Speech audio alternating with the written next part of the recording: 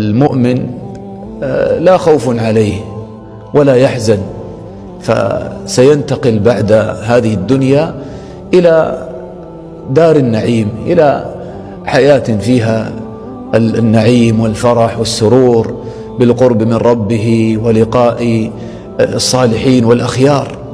ومن يطع الله والرسول فأولئك مع الذين أنعم الله عليهم من النبيين والصديقين والشهداء والصالحين وحسن أولئك رفيقا.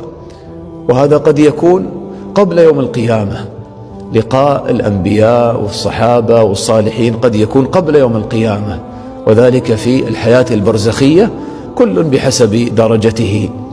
ولذلك جاءت رؤى كثيرة ذكرها ابن القيم رحمه الله في كتابه الروح. مما أذكره أنه رؤيا سفيان الثوري رحمه الله بعد موته وهو آت من مكان، فقيل له: من أين جئت؟ قال: جئت من عند النبي صلى الله عليه وسلم، يعني كأنه زار النبي صلى الله عليه وسلم في الحياة البرزخية. ورؤيا معروف الكرخي وبشر الحافي رحمهم الله تعالى، هما من العباد الزهاد، فقيل لهما: إلى أين تذهبان؟ قالوا: اليوم نذهب إلى كليم الرحمن موسى عليه الصلاة والسلام. ورؤى كثيرة في هذا، وهذا متفق عليه بين العلماء.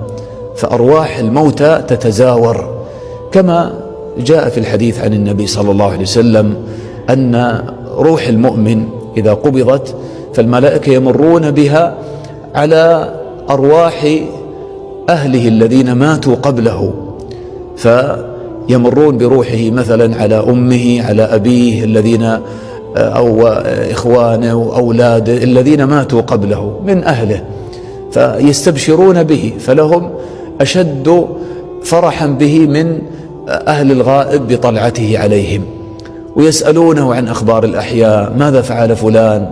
ماذا فعلت فلانة؟ تزوجت فلانة؟ يشتاقون لسماع أخبار أهلهم الأحياء. ويقول بعضهم لبعض: انظروا حتى يرتاح، يعني فقد كان في كرب شديد، كان في الموت. فهكذا يعني هذا جاء في الحديث عن النبي صلى الله عليه وسلم في حديث البراء الطويل. وثبت عن عبد الله بن عمرو بن العاص رضي الله عنهما أنه قال: أرواح الموتى كالزرازير، يعني كالعصافير الصغيرة، يتزاورون ويتعارفون. فالحياة البرزخية حياة عظيمة فيها من النعيم ولقاء الصالحين ما الله به عليم.